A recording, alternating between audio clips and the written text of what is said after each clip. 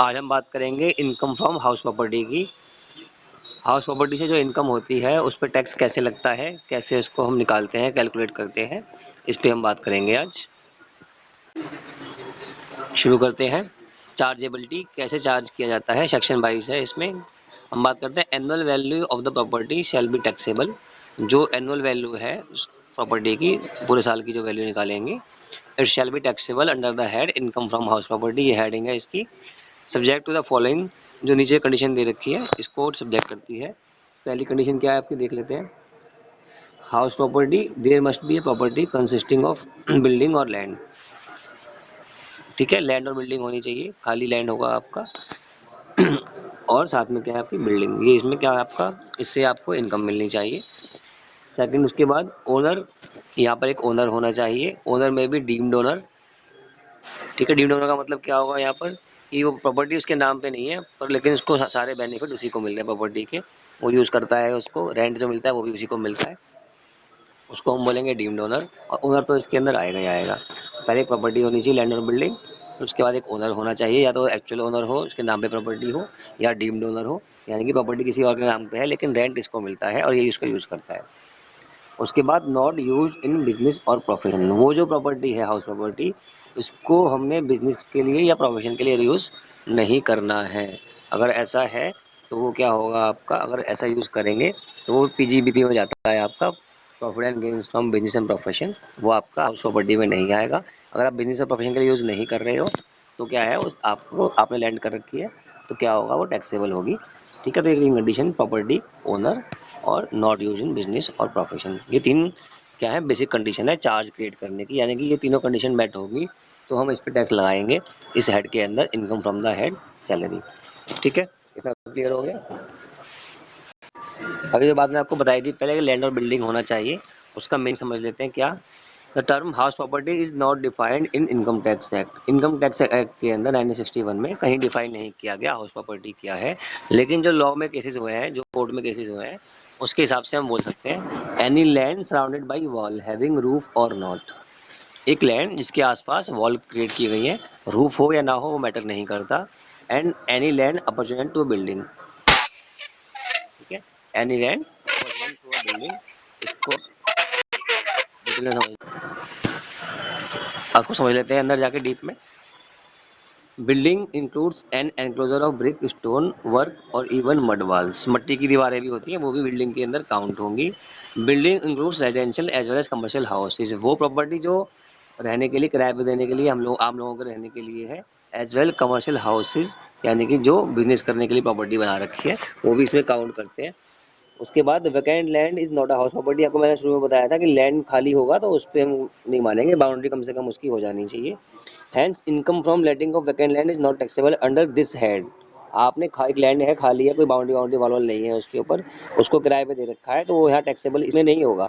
हाँ टैक्सेबल होगा वो इनकम फ्रॉम अदर सोर्स में, जो हम आगे बढ़ेंगे। ठीक है, एम्प्टी लैंड में कुछ नहीं होगा, उसके लिए बाउंड्री और वॉल होनी चाहिए, और वॉल मड की या मिट्टी की भी चलेंगी, कोई दिक्कत नहीं है। और रूफ इज नॉट नेसेसरी, जरूरी नहीं है कि रूफ हो, रूफ के बिना भी लेकिन वॉल तो होनी चाहिए, तो आपकी प्रॉपर्टी मानी जाएगी। रूफ नहीं है तो कोई दिक्कत नहीं है, रूफ हो या ना हो कोई फर्क नहीं पड़ता उससे। स्टेडियम और ओपन एयर स्विमिंग पूल को भी हम इसीलिए बिल्डिंग मान लेते हैं। स्टेडियम है कोई या स्विमिंग पूल है ओपन एयर, उसको भी हम बिल्डिंग में मानेंगे और काउंट करेंगे उसका भी rent. It should be a permanent structure meant for a useful purpose. ये बात ध्यान देने वाली है कि जो हमने उस पर स्ट्रक्चर बना रखा है वो परमानेंट होना चाहिए, ताकि कोई उसका यूज़ कर सके, ये नहीं कि कोई उसका यूज ही ना कर सके, है ना। तो ये भी इसमें इंपॉर्टेंट है प्रॉपर्टी के बारे में जान। तो हम आगे जा रहे हैं कि who is the owner.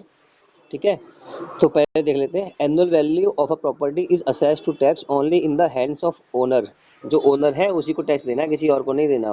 But if he is not in receipt of any income, अगर उसको कोई और इनकम नहीं मिलती, ठीक है, आगे डिटेल में बढ़ेंगे इसको भी देखो।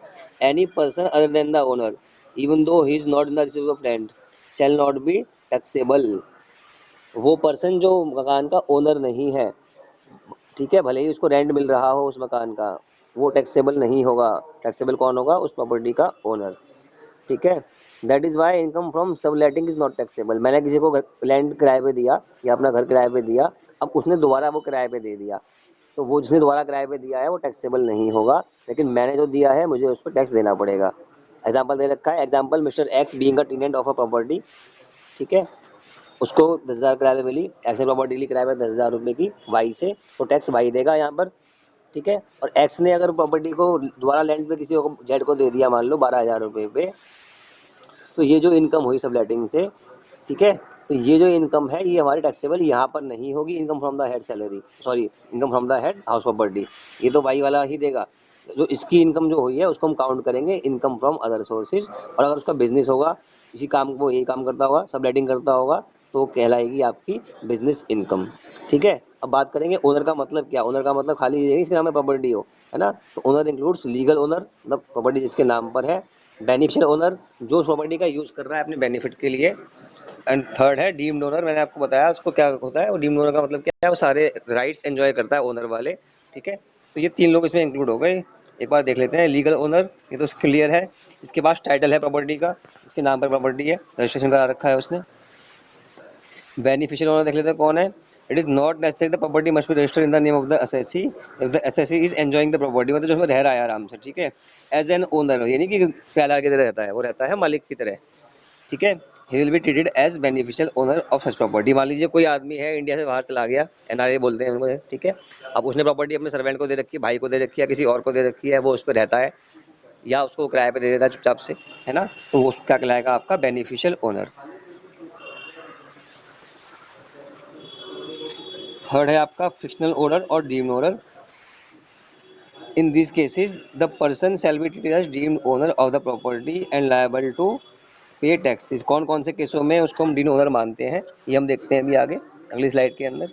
थर्ड थिंग पे, थर्ड थिंग क्या है हमारी, property is not used for business और प्रोफेशन। जो प्रॉपर्टी है वो बिजनेस या प्रोफेशन के लिए यूज नहीं होगी, तभी इस हेड में चार्जेबल होगी इनकम फ्रॉम हाउस प्रॉपर्टी से। अगर आपने बिजनेस प्रोफेशन में यूज़ किया है उसको, तो यहाँ पर वो यूज़ नहीं होगी, ठीक है, वो पीजीबी पे जाएगी, ये जाएगी आपकी इनकम फ्रॉम सब अदर सोर्सेज के अंदर। कौन कौन सी बातें हैं, कंडीशन है जहाँ पर हम उसको देखेंगे कि बिजनेस के लिए या किसी और के लिए, डिटेल में देखते हैं। Letting out to employees, if an assessee lets out the property to his employees, ठीक है, क्या किया आपने, एसएससी ने, यानी इसके जो ओनर है उसका, उसने प्रॉपर्टी को अपने जो एम्प्लॉयज़ हैं उनको किराए पे दे दिया, ठीक है, क्यों दिया, ताकि वो टाइम पे ऑफिस आ सकें, टाइम पे काम कर सकें, है ना, स्मूथ फ्लो ऑफ किसी बिजनेस, अपने बिजनेस को फ्लो को स्मूथ बनाने के लिए दे दिया। तो such property shall not be deemed as house property and rent from such property will be charge under the head profit and gains of business और प्रोफेशन। मतलब अपने एम्प्लॉय को उसने किराए पे दिया ताकि वो टाइम में बिजनेस में आ सकें या बिजनेस को संभाल सकें अच्छे से, तो ऐसे में, हाँ मैं हिंदी में ही बोल रहा हूँ, इंग्लिश में नहीं बोल रहा। तो ऐसे में क्या होगा आपको, तो ऐसे में जो भी है आपका उसको ये माना जाएगा कि वो जो प्रॉपर्टी है आपकी वो profit and gains from business and profession में काउंट होगी, ना कि फ्रॉम हाउस प्रॉपर्टी, ठीक है। फिर letting out to government agencies, where an assessee let out property to any government agency. आपने अपनी प्रॉपर्टी को किसी गवर्नमेंट एजेंसी को दे दिया या किसी गवर्नमेंट बैंक को दे दिया, पोस्ट ऑफिस को दे दिया, ठीक है, for the purpose of running the business of SSC more efficiently, लेकिन उद्देश्य क्या था उसका, ताकि आपका काम अच्छे से चलता रहे। Then such letting out shall be deemed as incidental to business and shall be charged under the head profit and gains from business or profession। अगर आपने किसी भी गवर्नमेंट एजेंसी को अपना काम दिया है करने के लिए, प्रॉपर्टी दी है करने यूज़ करने के लिए, तो इसलिए दी है आपने कि आपका बिजनेस अच्छे से चलता रहे, तो वो प्रॉपर्टी भी मानी जाएगी कि वो इनकम फ्रॉम हाउस प्रॉपर्टी नहीं है, वो कहाँ से है आपकी income under the head profit and gains from business और प्रोफेशन। और last letting out to ancillary units, एक बड़ा बिजनेस होता है, उसकी बहुत छोटी छोटी यूनिट्स भी होती हैं जो उसकी हेल्प करती हैं रॉ मटेरियल सप्लाई करने में, मार्केटिंग करने में। अगर उसको लेंट आउट किया हुआ है, उसको किराए पे दिया हुआ है, तो वो भी इसी में काउंट होगा, ठीक है। तो मानेंगे उसको कि वो भी क्या है आपका इनकम फ्रॉम हाउस प्रॉपर्टी नहीं है, profit and gains from business और प्रोफेशन है, ठीक है।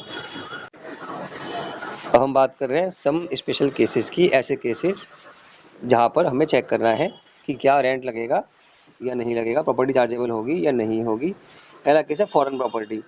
मैंने आपको पहले बताया है वीडियोस के अंदर कि जो नॉन रेजिडेंट होते हैं उनको जो इनकम मिलती है इंडिया के बाहर वो टैक्सेबल नहीं होती, और ऐसे ही एनओआर भी होते हैं आपके। तो हमें देखना है क्या, ओआर ऑर्डिनरी रेजिडेंट जो है, मैंने आपको बताया है उसकी सभी इनकम टैक्सेबल होती है, ठीक है, जो हमारे ओआर होते हैं, ठीक है।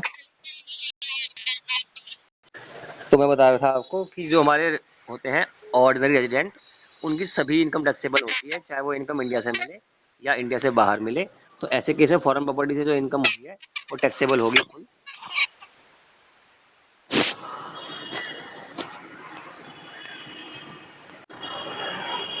वो एसएससी जो इंडिया के अंदर रहते हैं उनकी सभी इनकम टैक्सेबल होती है, उनको हम बोलते हैं ऑर्डिनरी रेजिडेंट।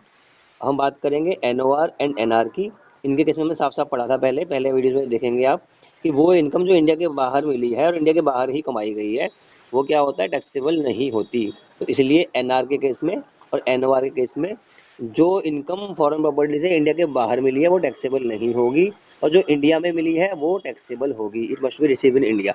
अगर इंडिया में मिल गई फॉरेन प्रॉपर्टी की इनकम तो टैक्सेबल है, और मिली बाहर है तो वो टैक्सेबल दोनों केस में नहीं होगी एक्सेप्ट ओआर के। आगे चलते हैं।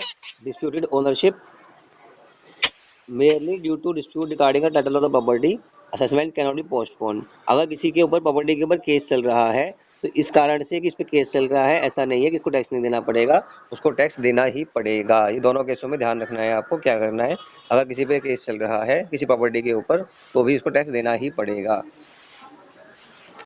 तो ये हमारा बेसिक था हाउस प्रॉपर्टी का। थ्योरी का क्वेश्चन एक बनता है हमारा इसके ऊपर। ठीक है, इसे मैं यही ख़त्म करता हूँ। Thank you very much.